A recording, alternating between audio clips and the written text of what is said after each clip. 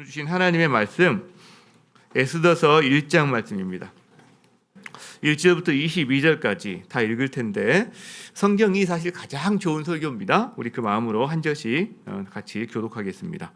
이 일은 아하수에로 왕 때에 있었던 일이니 아하수에로는 인도로부터 구스까지 127지방을 다스리는 왕이라. 당시에 아하수에로 왕이 수산궁에서 즉위하고 왕위에 있은 지 제3년에 그의 모든 지방관과 신하들을 위하여 잔치를 베푸니 바사와 메대의 장수와 각 지방의 귀족과 지방관들이 다 왕 앞에 있는지라.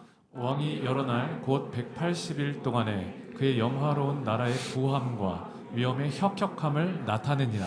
이 날이 지남에 왕이 또 도성 수산에 있는 귀천간의 백성을 위하여 왕궁 후원들에서 7일 동안 잔치를 베풀세.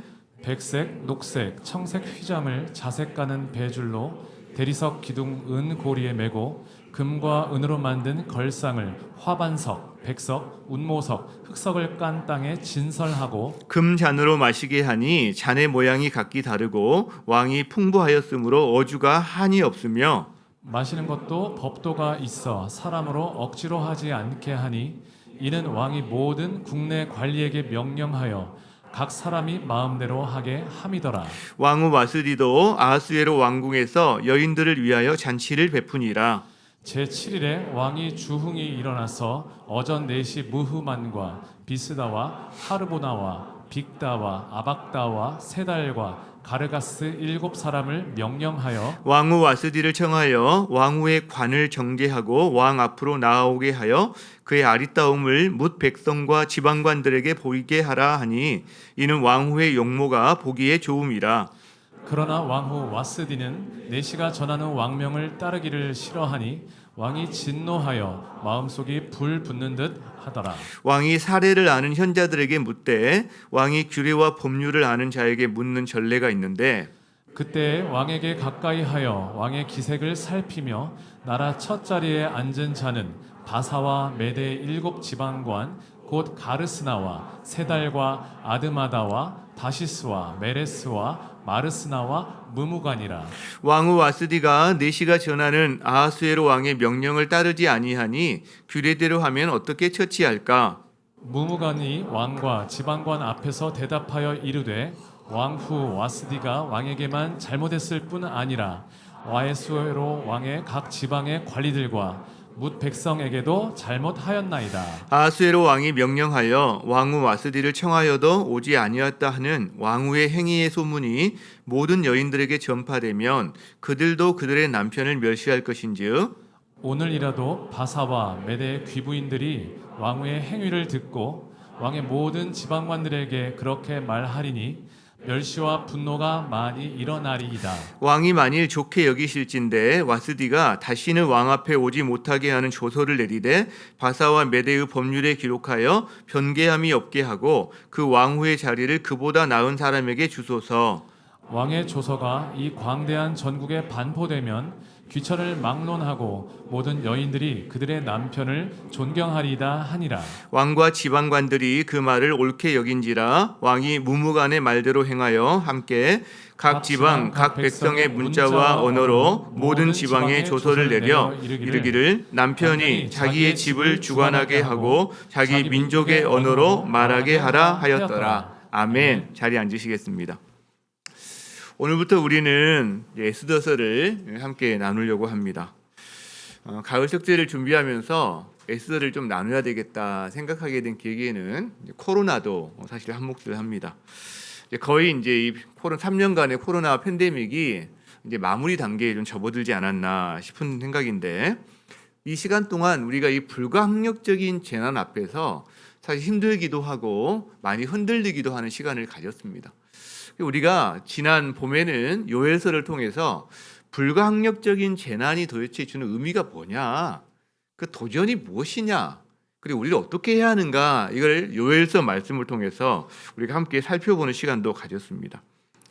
또 코로나는 우리 삶에 참 많은 부분을 바꿔 놓았는데 그 중에 하나가 바로 이 교회를 향한 한국 우리 국민들의 시선이 더 따가워졌다는 것도 바꿔놓은 것 중에 하나라는 생각이 듭니다.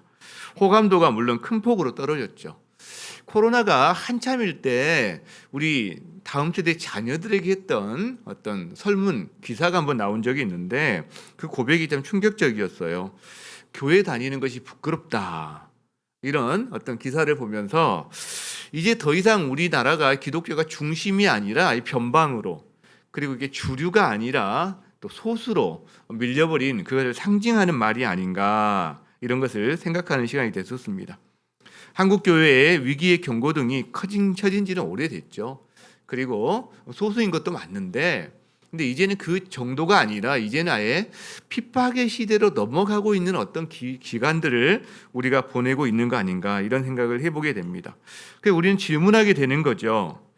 이런 시대, 이런 상황 속에서 우리는 하나님의 백성으로서 어떻게 살아내야 되는 거지? 이런 질문을 하게 됩니다. 그죠? 우리 자녀들, 우리를 포함한 우리 자녀들은 이 험난한 어떤 세속화의 파도 속에서 어떻게 그들의 정체성, 그리스도인의 정체성을 지키면서 살아내야 되는 거지? 이 질문을 하게 된다는 거죠. 우리가 에스더서를 묵상하는 이유가 여기에 있습니다. 왜냐하면 에스더서는 지금부터 약 2500년 전에 살았던 사람들의 이야기인데, 이들이 살았던 환경이 마치 하나님이 계시지 않는 것 같은 타국 땅, 포로로 잡혀갔던 땅에서 살았던 사람들이거든요. 흩어진 유대인, 여기 나오는 주인공이 모르드게라든가 에스더 이런 사람이 나오는데, 이 사람도 우리처럼 고민했을 거예요. 아니, 이 낯선 땅에서 소수로 살아가는 한 작은 민족이 자기의 민족적 정체성과 신앙적인 정체성을 지키면서 어떻게 조화롭게 살아갈 수 있을까? 이 고민을 했다는 거죠. 배경이 아하수에로 왕 때인데요. 우리가 이 배경을 좀 이해할 필요가 있습니다. 이 아하수에로 왕 때는 언제냐면, 유다가 이제 범죄함으로 말미암아 하나님께서 계속 경고하시다가 북이스라엘은 아수르에게 멸망당하고, 그게 BC 722년 정도 되죠. 남유대는 바벨론에게 멸망을 당합니다. 이때가 기원전 606년부터 기원전 586년까지 그 정도 기간에 멸망을 당하거든요. 그러니까 지금부터 한 2600년 전이죠. 그때 이제 포로로 남은 사람들이 끌려가게 되는데, 이 포로로 끌려간 사람의 대표적인 사람이 우리가 잘 아는 다니엘과 세 친구 같은 친구들이 그때 포로로 끌려갑니다. 자, 그리고 나서 바벨론에서 이제 포로 생활을 하는 거죠. 그런데 포로 생활을 하다가 70년 정도 지난 536년에 이들이 고레스 왕의 칙령에 의해서 자기 나라 예루살렘으로 귀환을 하게 됩니다. 70년 만에. 그때 스룹바벨 총독에 의해서 1차 귀환을 하는데, 이때 약 4만 5천 명의 사람들이 다 예루살렘으로 귀환을 해서 성전을 지으려고 다시 노력을 하는 시간을 갖게 됩니다. 자, 그리고 나서 이때로부터 약 50년, 60년이 지난 시점의 이야기가 바로 이 오늘 에스더의 배경이 되는 시간이라는 거예요. 1차 기환하고 나서 5, 60년이 지난 시기. 자, 그래서 이들의 상황을 보면, 자, 이들은 좋은 말로 하면 이민자지만 사실은 포로로 끌려와서 그냥 그 땅에 정착해버린 사람들입니다. 그리고 이들이 사는 바벨론, 제가 이제 앞으로 바벨론, 페르시아 이 말을 섞었을 텐데, 이제 바벨론, 바사는 페르시아거든요. 우리나라로 말하면 고려 왕조가 조선 왕조로 바뀌듯이 바벨론이 나중에 페르시아 왕조로 바뀌는, 이게 같이 맞물려 있기 때문에 제가 이제 그렇게 섞었을 건데요. 이들이 사는 이 바벨론, 특히 페르시아 이쪽은 가장 세상에서 최강입니다. 물질적으로도, 문화로도. 그러니까 엄청나게 세속화된 도시가 된다는 거죠. 자, 그래서 이들은 보세요. 하나님을 전혀 인정하지 않는 그때 가장 문화적으로 발전된 세속화된 도시에서 성전도 없고 제사장도 없이 신앙생활을 해야 되는 거예요. 어렵죠.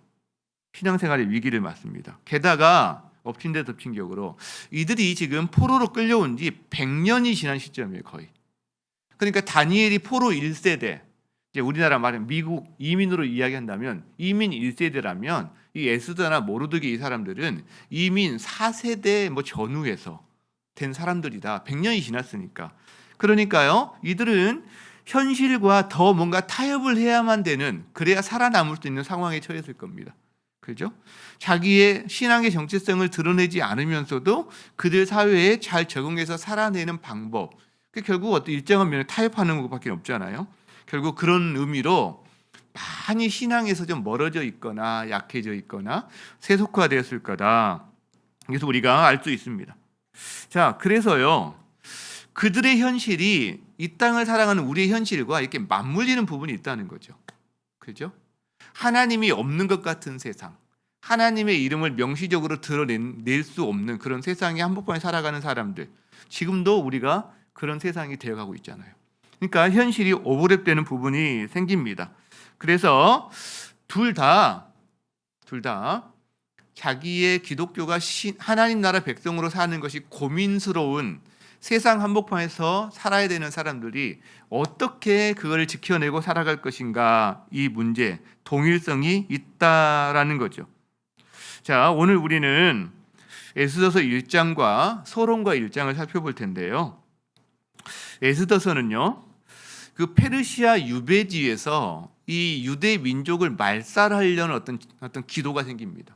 위험을 당해요. 근데 그 상황에서 하나님이 이들을 어떻게 보존하시는지에 대한 이거를 잘 그려낸 이야기다라고 할 수 있는데, 1장이 이렇게 시작을 합니다. 보면 아하수에로 왕 때에 있었던 일이다. 아하수에로는 인도부터 구스까지 127지방을 다스리는 왕이다. 인도 북부부터 아프리카 수단이라든가 이쪽 북부까지 어마어마한 영토를 다스렸던 127도를 다스렸던 그런 왕으로 묘사를 하고 있죠. 자, 그가 수상궁에서 즉위식을 하고 3년 만에 이 잔치를 베풉니다.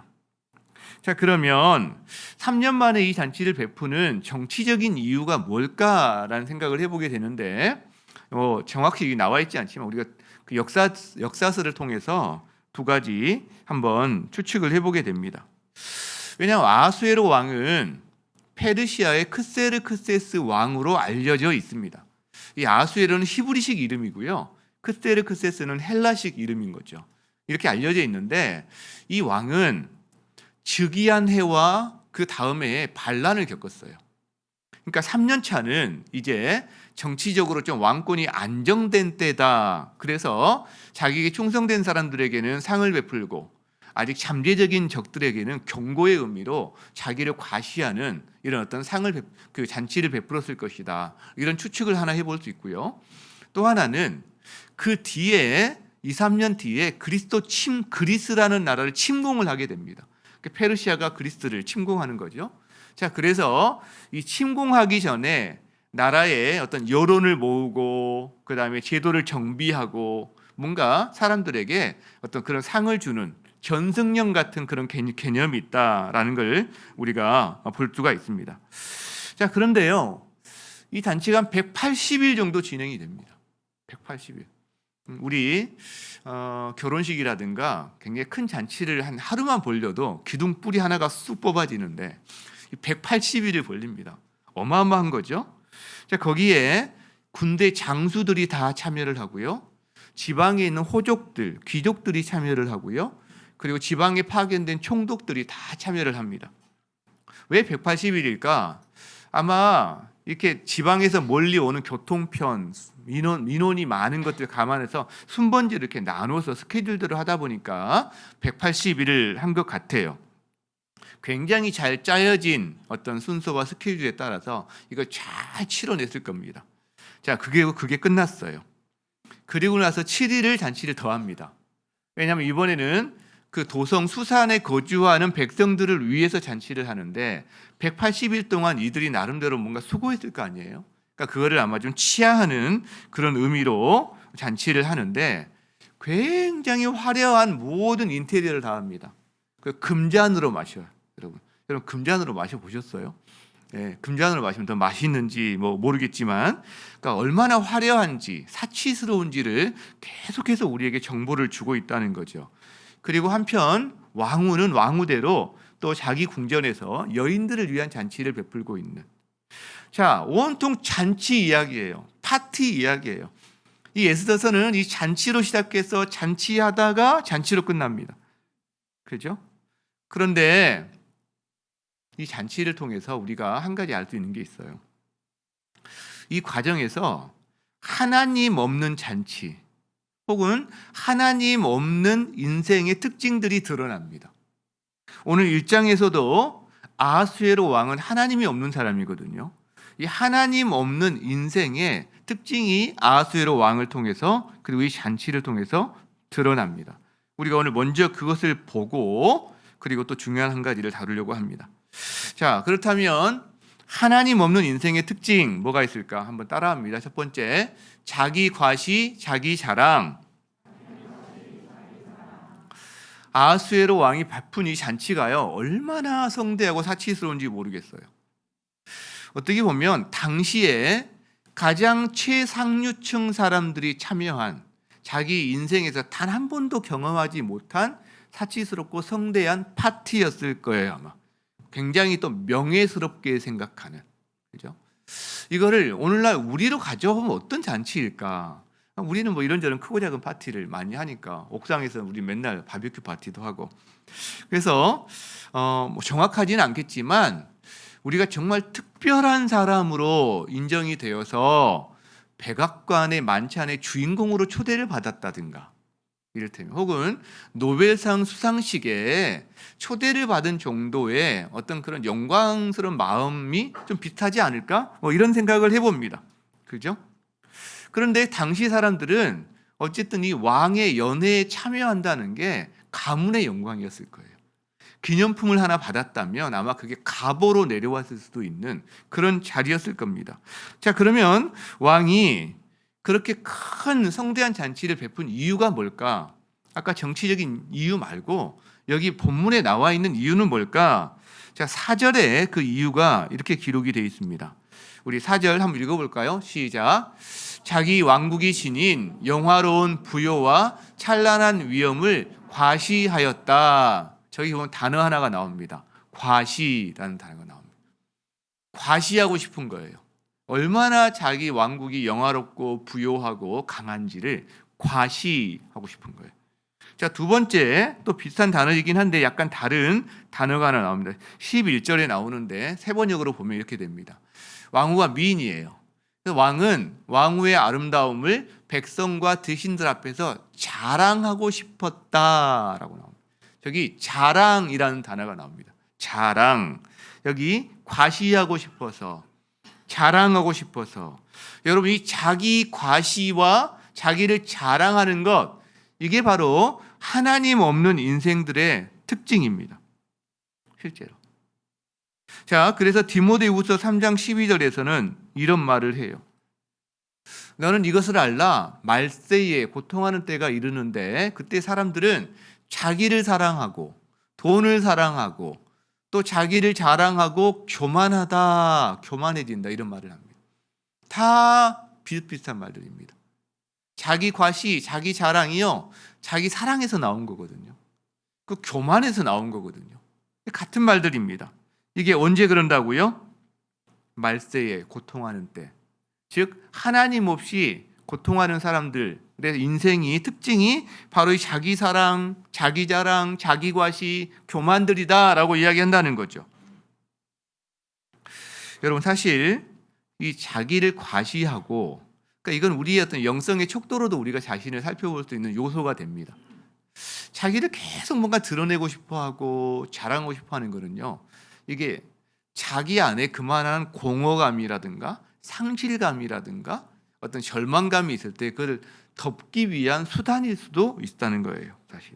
왜냐하면 하나님으로 이렇게 잘 채워지기 시작하잖아요. 그럼 이게 줄어듭니다. 기본적으로 이 반비례 관계거든요. 근데 우리는 또 이런 생각을 해볼 수 있습니다. 아하수에로 왕 정도면 자랑할 만하지. 자랑할 만하잖아요. 여러분, 우리 가운데 그 누가 이 왕과 같은 권세를, 권력이라든가 명예라든가 재산이라든가 이걸 누려본 사람이 있을까요? 우리 중에 없습니다. 대한민국의 어떤 재벌도 어떤 권력자도 이 아하수에로 왕 같은 권력이라든가 재산이라든가 이걸 누려본 사람이 없어요. 사실 그렇지 않겠습니까? 그런데 하나님은 그 사람의 권세와 명예마저도 자랑할 것이 못 된다라고 말씀하신다는 거죠.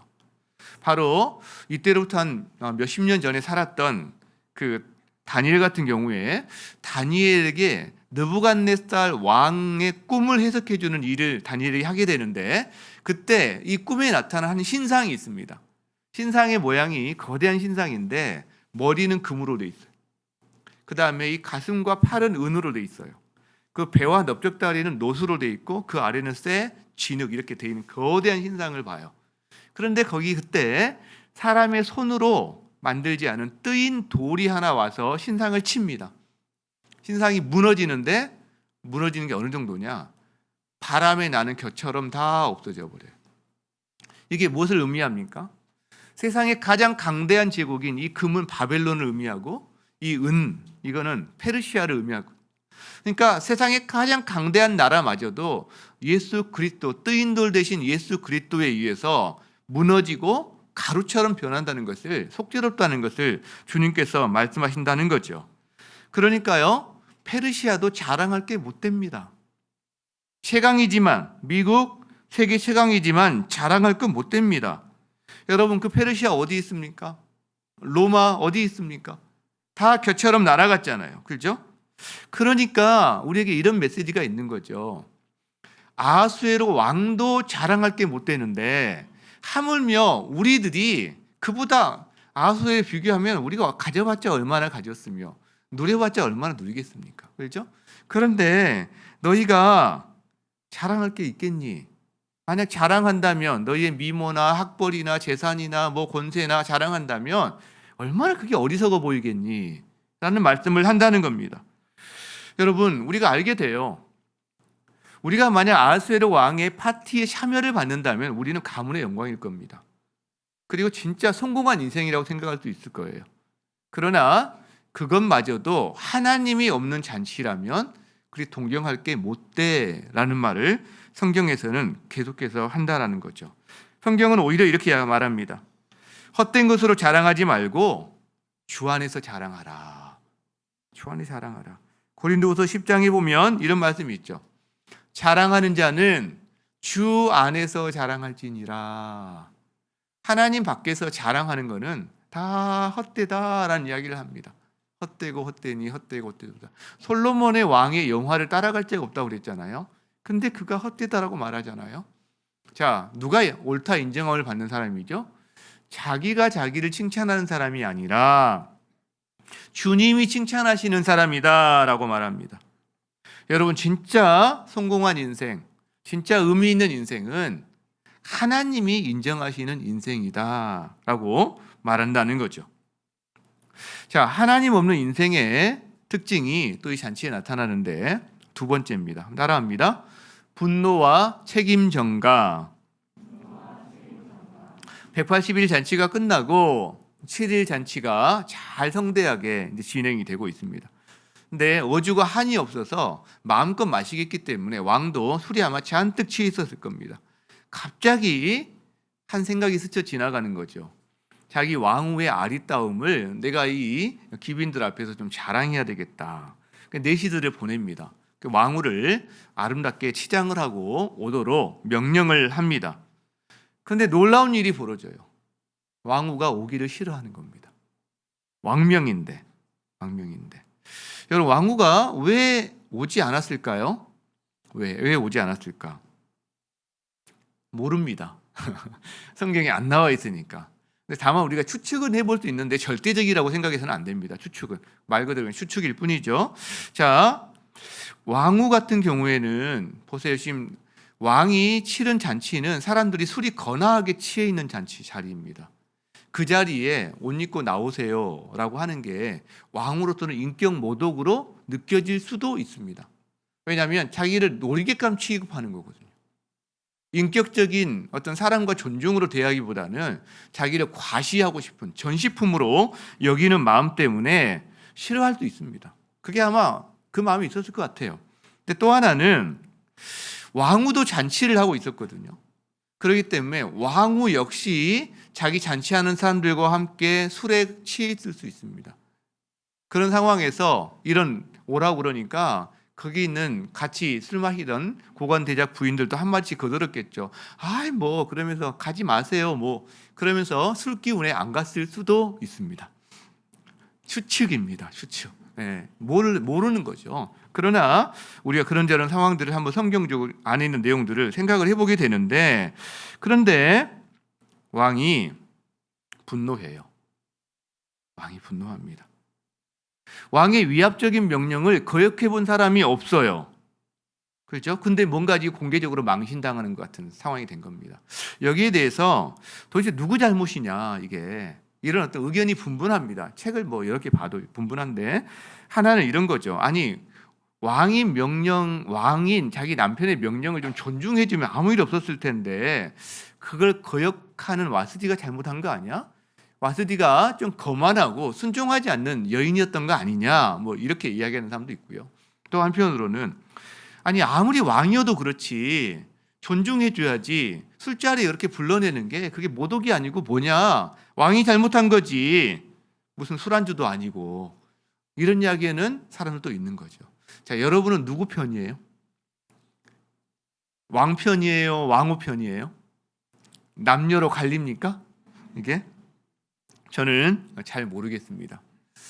성경은요, 그런 시시비비를 잘 가리지 않습니다. 만약 가려야 된다면 성경에서 정확하게 이야기를 해줍니다. 판단을. 근데 그런 시시비비를 가리지 않고 있어요. 그러니까 우리는 누구 잘못이냐기보다 저는 대신 한 표현에 주목을 하게 되는데, 도대체 이걸 통해서 우리에게 말하고자 하는 바가 뭐지?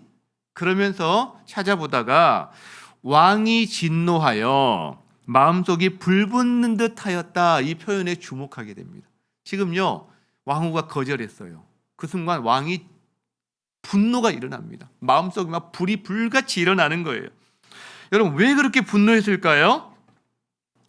여러분, 분노는요, 자기가 가장 중요하게 여기는 어떤 것을 건드렸을 때 일어나는 감정이거든요. 지금 왕의 무엇을 건드린 걸까요? 왕이 180일 동안 또 7일 동안 이 엄청난 잔치를 벌인 이유가 뭡니까? 자기를 과시하고 자기의 권세와 위엄을 드러내어서 그다음 백성으로부터 신망을 얻고, 그걸 통해서 뭔가 정치적인 입지를 확보를 하고 또 그리스도 전쟁 준비를 하고, 이런 일련의 계획이 있는 건데, 지금 보세요, 다 깨져버린 거예요. 잔치 마지막 날 한 여인의 명령의 불복종을 통해서 자기의 권세와 위세가 다 물거품처럼 변해버렸다고 생각한 겁니다. 그러니까 화가 아주 불같이 치밀어 오르는 거예요. 지금 불같이. 그렇죠? 자기의 권위가 손상을 입었다고 생각하는 거예요. 특히나 지금 대신들이 있는 공개적인 자리에서 대신들이 막 수군수군 됐겠죠. 갑자기 안 온다고 하니까 뭔가 뭐 왜 이래, 이럴 수 있어. 그러니까 거기에 대해서 굉장히 보스 같은 기질을 갖고 있는 사람인지 모르겠지만 순간적으로 업셋된 거죠. 게다가 그는 지금 술에 취해 있습니다. 이성이 작동하지 않고 있다는 거예요. 감정에 압도되어 있다는 거죠. 여러분, 이것도 추측이긴 하지만 아내가 못 온다 그러면 그냥 가령 웃어 넘겼다고 해봅시다. 못 온다고 그러네요. 우리 제 아내는 참 좀 그래요. 그러면서 웃어 넘기면 별일 있겠습니까?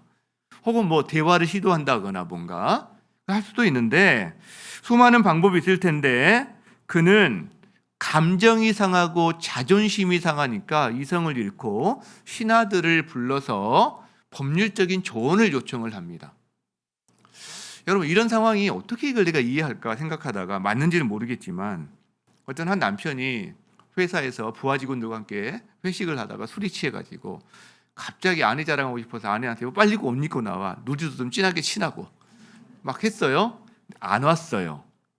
아내가 안 오니까 부하 직원들 에이 뭐 우리 부장님 뭐 어떠시네, 뭐 집에서 뭐 형편 없으시네, 뭐 이랬겠죠. 그러니까 그때 갑자기 전화해서 이혼 전문 변호사를 부르는 거예요. 모르겠어요, 이게 맞는 상황인지 모르겠는데 뭔가 또 그런 느낌이 듭니다. 그러니까 지금 가정사인데 국가 중대사로 바꿔버린 거죠. 게다가 신하들은 왕이 법률적인 조언을 요청하면 법률적인 조언을 해야 되는 의무가 있는 사람들입니다. 게다가 왕의 기색을 살피는 사람들이에요. 신하들에게 가장 중요한 것은 왕의 체면을 살려주는 일이거든요. 지금. 그러니까 일이 더 커집니다. 이들이 조언을 하는데 더 기가 막힙니다. 왕후가 왕에게만 잘못한 게 아닙니다. 관리들에게도 잘못했고 백성들에게도 잘못했습니다. 왜? 이 소문이 나가면 다 그 고관들의 부인들도 남편의 말을 듣지 않을 거고 백성들도 자기 남편을 멸시할 것이기 때문입니다. 이를 벌리는 데는 선수들입니다, 지금. 그렇죠? 자, 그 다음에 그래서 왕후를 폐위하시고 더 나은 사람에게 그 왕후를 주십시오. 그리고 조서를 보내서 다 자기 집안에 있는 남편들을 존경해야 된다고 조서를 보내십시오. 근데 거기 있는 사람들이 다 옳게 여깁니다. 참 웃기는 우리에게 코미디 같은 상황들을 보여주고 있는 거죠. 권세가 이만큼 높은 줄 알았는데 그 안에서 일어난 일은 코미디입니다. 조롱하고 있는 거죠. 그렇죠? 여러분, 왕이 분노하고 있어요. 누가 분노합니까? 자기 사랑이 강한 사람, 자기 확신이 강한 사람이 그만큼 분노합니다. 왜? 자기 뜻대로 안 되었을 때 자기가 이 상황을 통제해야 되는데 내가 저 사람을 통제해야 되는데 통제가 안 될 때 일어나는 감정이 바로 분노예요. 그렇기 때문에 이 분노하면 자기를 돌아보지 않아요. 분노하면 상대방에게 공격을 가합니다. 책임을 다 상대방에게 뒤집어 씌우는 거죠. 게다가 힘이 있거나 권력이 있는 사람은 이걸 더 잘해요. 자기에게 힘이 있거든요. 권력이 있거든요. 그렇죠? 여러분, 이 왕도 그렇고 왕의 대신들도 마찬가지입니다. 그들에게 있는 권력을 이렇게 분노를 가지고 상대방에게 책임 전가하는 방식으로 쓰이고 있다는 거예요. 만약에 우리 가운데 허락하신 하나님의 어떤 권위, 분노, 가정에서의 위치, 이것이 우리가 분노했을 때 우리가 얼마든지 그럴 수 있어요. 우리 자녀들에게, 약한 사람에게 뭔가, 강한 사람에게는 못하고요. 근데 이 일이 이때만 있었던 게 아닌 거죠. 에덴 동산에서도 있었습니다. 에덴 동산에서 선악을 알게 하는 나무의 열매를 먹었을 때 하나님이 아담에게 묻는 거죠. 그때 아담이 이 책임 전가를 합니다. 하나님이 내게 주셔서 함께하게 하신 그 여자가 나한테 줘서 내가 먹었지 뭐예요. 이렇게 말을 합니다. 그렇죠? 뱀이 있을 때 함께 있었으면서, 유혹당할 때 그 자리에 있었으면서 자기 책임이 있는데 전가하는 거죠. 여러분, 아담만 그렇습니까? 여기 있는 남성들 지금 가슴에 손을 얹고 한번 생각을 해보세요. 가슴에 손 얹을 필요도 없어요. 사실은 얼마나 우리가 책임 전가에 능숙한 사람들인지. 저 역시 집안의 가장으로서 중요한 모든 문제 결정에 있어서 결국은 제가 내리거든요. 결국은 의논하지만 제 책임인 거고. 근데 뭔가 이게 일이 잘 틀어지고 잘 안 됐을 때 이거를 아내 탓으로 돌리려고 하는 그 마음에 이게 일어나는 것을 제가 발견하면서 깜짝 놀랄 때가 있습니다. 아, 너는 확실해. 아담의 후손 맞아. 제가 그런 생각을 합니다. 제가 그런 생각을 해요. 여러분, 이게 죄 가운데 있는 인생들의 특징이에요. 하나님 없는 인생들의 특징이에요. 그렇죠? 분노와 책임 전가. 그리고 이게 조서에도 그대로 나타납니다. 조서의 내용은 그거거든요. 그 집을 남편들이 주관하게 하라. 그리고 그 집의 언어, 왜냐하면 여러 민족이 섞여 사니까 A 민족과 B 민족이 결혼했을 수도 있잖아요. 그 집안의 언어는 남편의 언어다. 남편 민족의 언어다. 이렇게 정해버립니다. 힘으로 누르면 된다고 생각하는 거예요. 그리고 힘으로 존경도 살 수 있다고 생각하는 거예요. 여기 계시는 근데 우리 여성분들, 남편이 여러분을 인격적으로 대하기는커녕 힘으로 누르면 마구 존경심이 솟아납니까? 국가에서 법령을 정해서 남편 존경법 하나 만들어 공포를 다 하면, 국회에서 땅땅땅 하면 여러분 그때부터 없던 존경심이 생깁니까? 아무도 대답을 안 하시네요. 한 명도. 그럴 일이 없다는 거죠. 말이 안 되는 거죠. 말이 안 되는 짓을 하고 있다는 거죠. 여러분, 이게 인간의 잔치입니다. 우리 이걸 철저하게 보여주고 있어요. 인간 잔치가 아무리 성대하고 아무리 사치스럽고 아무리 최상류 클럽이 하는 파티라 할지라도 그 인간 잔치의 결론은 뭐예요? 분노예요. 잔치는 원래 기쁨을 위해서 하는 거거든요. 근데 기쁨이 분노로 바뀝니다. 그리고 그 잔치의 핵심의 내용은 자기 가시와 자기 자랑인데 분노, 상대방에 대한 공격, 책임 전가로 결론을 짓게 됩니다. 그래서 우리는 생각하게 돼요. 아, 좋은 잔치 없을까? 하나 떠오르는 게 있죠. 소박하지만 진짜 기쁨이 있었던 잔치. 잔치 중에 술이 떨어져서 사람들이 다 이제 그 잔치를 흥겹게 돋을 요소가 떨어져서 걱정했을 때 예수님이 물을 포도주로 바꿔주신 가나의 혼인잔치를 떠올리게 됩니다. 여러분, 두 잔치, 하나는 성대하고 화려한 잔치인데 분노로 끝나요. 근데요, 여기 가나의 혼인잔치는요, 소박하게 출발했고 결핍이 있었는데 거기는 기쁨으로 끝납니다. 차이가 뭐예요? 하나님이 함께 하느냐, 함께 하지 않느냐의 차이입니다. 그 가나의 혼인잔치는 우리가 이제 영원히 함께하게 될 하나님 나라, 완성될 하나님 나라에서 우리가 누리는 주님과의 그 잔치를 이 땅에서 맛보는 맛보기 잔치가 됩니다. 그 차이는 뭐예요? 하나님과 함께하는 잔치냐, 그렇지 않은 하나님이 없는 잔치냐, 이 차이다라는 거죠. 우리가 하나님과 함께하는 잔치를 사모하는 인생이 되었으면 좋겠습니다. 자, 그렇다면 하나님 없는 인생들에 대해서 살펴보았어요. 근데 하나님이 있는 인생들의 중요한 특징 하나가 이 본문에서 우리가 찾아볼 수가 있습니다. 자, 1장을 살펴보았는데 여러분, 1장에서 뭔가 이상한 거 발견하지 못했습니까? 여러분, 읽으면서. 자, 에스더서는 성경이에요. 근데 에스더서 1장에 하나님이라는 단어가 안 나와요. 대화 가운데서도 한 번도 하나님과 관련된 대화가 안 나옵니다. 근데 1장만 그런 게 아니라 에스더서가 10장까지 있는데 10장까지 명백하게 하나님이라는 단어가 단 한 번도 사용이 안 됩니다. 이게 성경 맞아? 그래서 옛날에 종교개혁가들 가운데 어떤 루터나 이런 사람들은 이건 성경도 아니야, 차라리 없애야 돼, 막 이런 이야기도 했던 사람도 있습니다. 자, 그런데 에스더서가 우리에게 의미가 있고 그 다음에 참 매력적인 이유 중에 하나가 오히려 하나님의 이름이 없기 때문이라는 거예요. 하나님의 이름이 명백하게 드러나지가 않아요. 그런데 이야기의 흐름 속에서 우리는 보게 돼요. 아, 하나님이 여기서 지금 일하고 계시는구나 라는 걸 보게 됩니다. 즉, 무대 전면에 하나님이라는 단어가 등장하지 않는데 우리는 이걸 쭉 읽어나가면서 사건 구비마다 중요한 포인트마다 무대 뒤에서 지금 하나님이 이것을 일하시고 계시다라는 것을 보게 해주는 책이 바로 이 에스더라는 거죠. 이것이 바로 하나님의 섭리라고 이야기합니다. 섭리. 그러니까 이 에스더서는 하나님의 섭리를 가장 잘 드러내는 성경 중에 하나다라고 말할 수 있다는 거예요. 여러분, 이 섭리라는 단어가 뭘까? 섭리가 뭐 여러 가지로 우리가 설명하기 쉽지 않은 단어이고 여러 가지 또 설명할 수 있겠지만 가장 간단하게 표현하는 게 이 단어가 아닐까 싶어요. 라틴어로 프로비데오에서 나온 단어입니다. 프로는 뭔가 미리 혹은 앞에 이런 단어죠. 비디오는 본다라는 거죠. 그러니까 미리 보는 거예요. 미리 예견하는 거예요. 근데 거기 끝나는 게 아니라 미리 보고 예견해서 자기의 목적을 위해서 이 일들을 조율해 나가시고 만들어 나가신다. 그래서 결국 자기의 목적을 이루신다. 여기까지 갑니다. 그러니까 이거는 사람으로서는 전혀 불가능합니다. 오직 하나님에게만 사용되는 단어가 이 하나님의 섭리입니다. 섭리.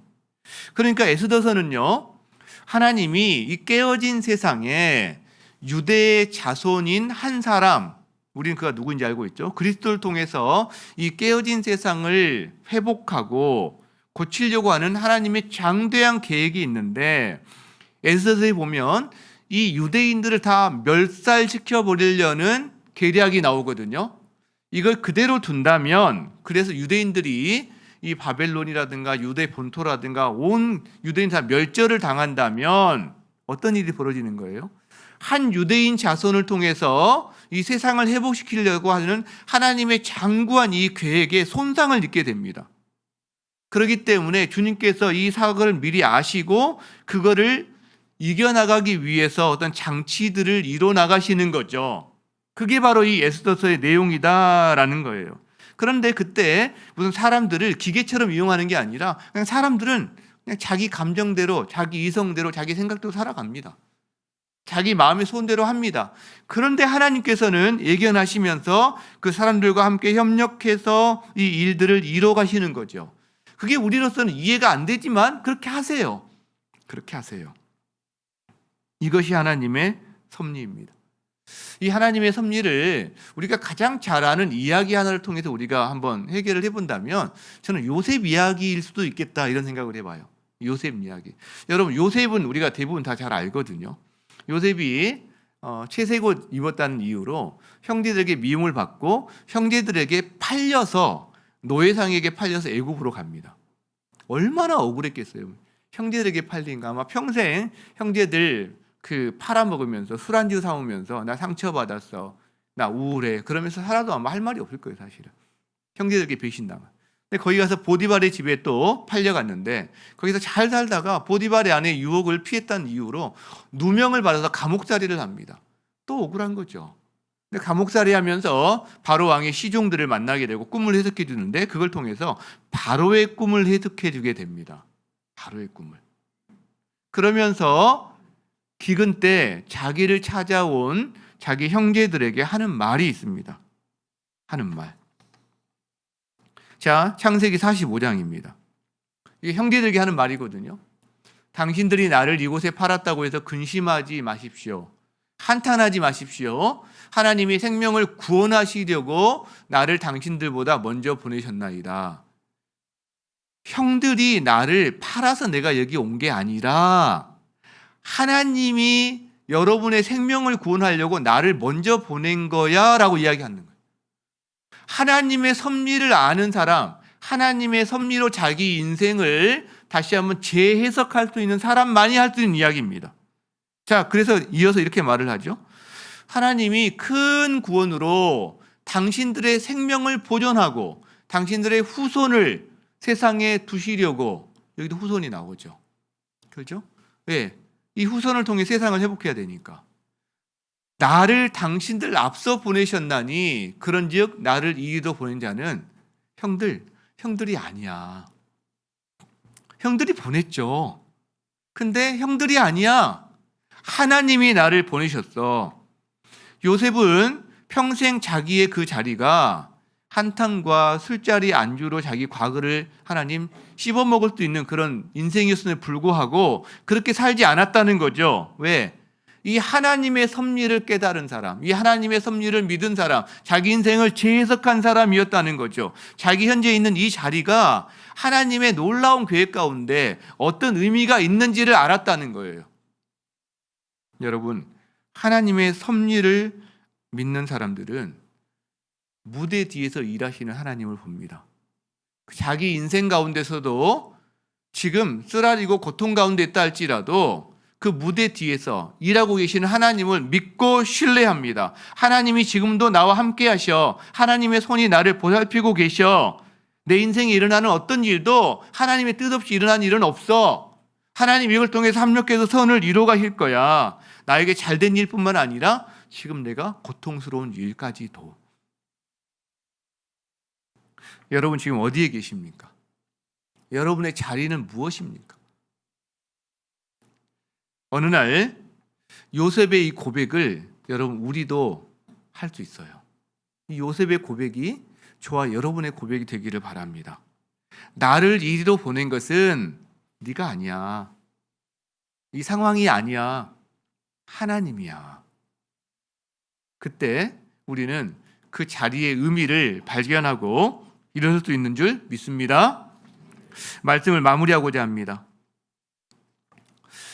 에스더서는 이 하나님의 이름이 전혀 드러나지 않고 대화 가운데 아예 없거든요, 진짜.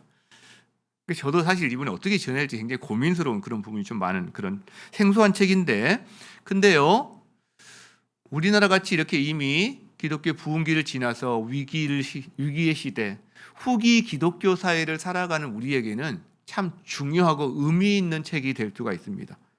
왜냐하면 에스더가 그 시대 사람들이 하나님이 없는 것 같고 또 자기 삶 가운데 하나님의 이름을 공공연하게 말할 수 없는 시대에서 하나님의 백성의 정체성을 가지고 어떻게 살아야 되는 걸 고민했던 것처럼 우리도 우리 시대가 뭔가 하나님의 이름을 공공연하게 말한다거나 또 말했다고 그래서 그것이 나한테 좋은 반응으로 돌아오지 않는 그런 시대를 살고 있단 말이에요. 그죠? 그럼에도 불구하고 하나님이 안 계신 것 같은데 하나님이 내 삶에 임재해 있다는 이 사실들을 우리는 어떻게 인식하고 살아갈 것이냐. 그게 바로 무대 뒤에서 일하시는 하나님. 이 에스더스를 보면서 그게 분명해진다는 거죠.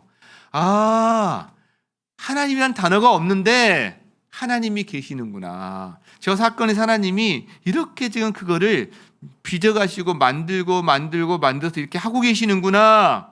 여러분, 이 사실을 믿는 사람들, 이 하나님의 섭리를 믿는 사람들은 놀라운 위로와 확신을 가지고 자기 삶을 살게 됩니다. 왜요? 자기 삶에 하나님의 임재가 마치 없는 것처럼 느껴질 때에도 하나님은 여전히 계시다는 것을 우리는 알게 되거든요. 이 섭리는요, 하나님의 백성을 보존하시는 하나님의 손길이고요. 그 보존하시면서 하나님의 이 세상 경영에 대한 목적을 이루어가시는 하나님의 손길이에요. 근데 인간을 배제하고 하는 게 아니라 인간이 하는 일들을 합력해서 이루어가시는 하나님의 손길이거든요. 그러니까 보존, 그 다음에 협력, 그리고 하나님의 다스림, 그분의 목적을 이루심, 이제 이런 것들이 하나님의 섭리인데 예수님도 이 부분에서 우리에게 말씀해 주신 게 있어요. 예수님. 마태복음 10장 말씀에 이렇게 말씀이 나옵니다. 같이 한번 읽어봅시다. 시작. 참새 2마리가 한 아사리온에 팔리는 것이 아니냐?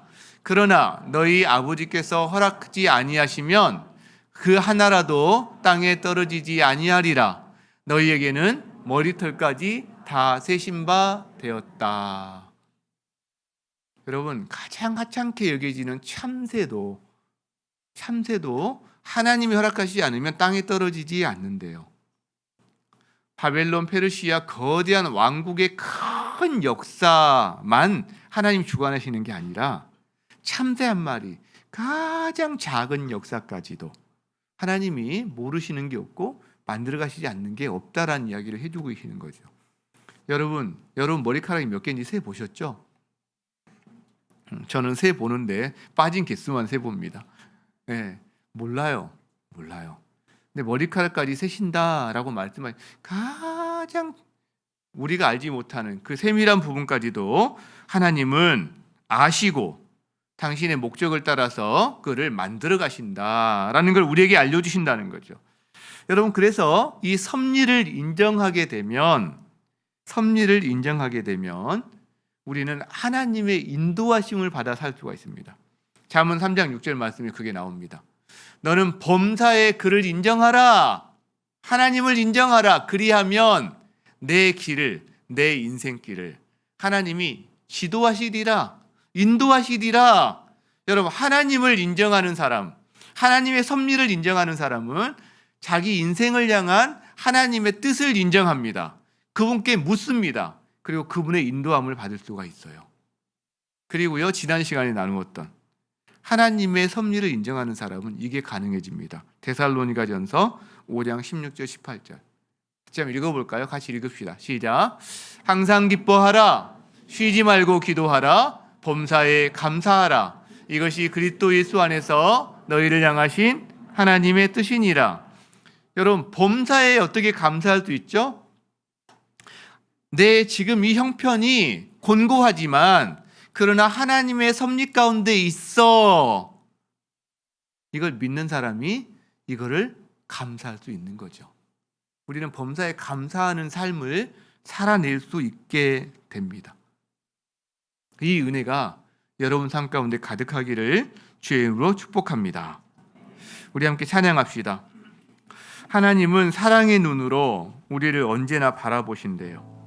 인자한 귀로 저와 여러분의 신음, 기쁨뿐만 아니라 그 어떤 고통과 신음도 귀를 기울이신대요. 그리고 빛을 비추어 주신대요. 우리 찬양하면서 섭리하신 하나님을 우리 함께 마음껏 찬양했으면 좋겠습니다. 찬양하겠습니다.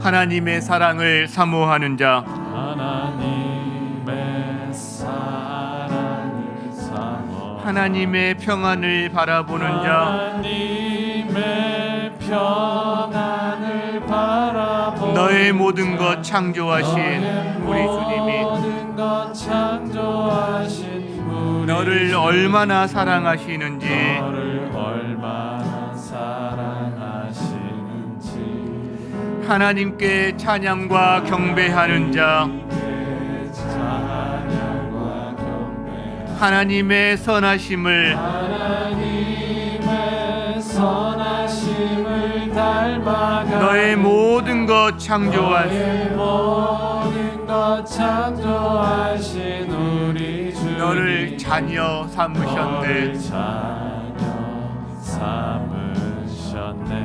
하나님 사랑의 눈으로 하나님 사랑의 눈 너를 어느 때나 바라보시고 어느 때나 바라보시고 하나님 인자한 귀로서 하나님 인자한 귀로서 언제나 너에게 기울이시니 너에게 기울이시니 어둠의 밝은 빛을 비춰주시고 밝은 빛을 비춰 너의 작은 신음에도 응답하시니 작은 신음에도 응답하시니 너는 어느 곳에 있든지 어느 곳에 있든지 주를 수만 향하고 바라볼지라 주만 바라볼지라 하나님 사랑의 눈으로 하나님 사랑의 눈 너를 어느 때나 바라보시고 어느 때나 바라보시고 하나님 인자한 귀로서 하나님 인자한 귀로서 언제나 너에게 기울이시니 언제나 너에게 기울이시니 어둠의 밝은 빛을 비춰주시고 어둠의 밝은 빛을 비춰주시고 너의 작은 신음에도 응답하시니 작은 신음에도 응답하시니 너는 어느 곳에 있든지 어느 곳에 있든지 주를 향하고 주만 바라볼지라. 여러분 어느 자리에 있습니까?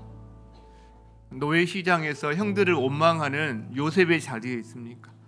감옥에서 억울하다고 보디발의 아내를 원망하고 있는 요셉의 자리에 있습니까? 아니면 형들을 만나서 형들이 나를 보낸 게 아니야, 내가 알고 보니까 그게 아니었어, 하나님이 나를 보냈어 라고 말하는 그 요셉의 자리에 있습니까? 우리의 삶에 원망과 억울함이 있을 수 있습니다. 하나님이 어디 계세요? 하나님 왜 내 삶에 전혀 개입하지 않으시는 것 같아요? 라는 자리에 있을 수 있습니다. 그러나 오늘 에스더를 통해서 말씀해 주십니다. 하나님이 섭리하고 계시다고, 우리를 돌아보고 계시다고, 우리를 보존하시면서 우리 인생을 향한 하나님의 가장 지극히 선한 뜻을 이루어가고 계시다고 말씀하고 계십니다. 여러분 눈을 들어 그를 보게 해달라고 기도했으면 좋겠습니다. 이번 특세가 그것을 바라보는 시간이 되었으면 좋겠습니다. 우리의 인생을 향한 하나님의 그 돌보심, 보존하심, 합력하여 선을 이루신 무디에 대해서 일하시는 주님을 제가 하나님 보게 하여 주시옵소서. 특세가 우리의 심령이 기경되는 시간이 되게 하여 주시옵소서. 우리 그 마음을 가지고 함께 기도의 자리에 나가 기도하겠습니다.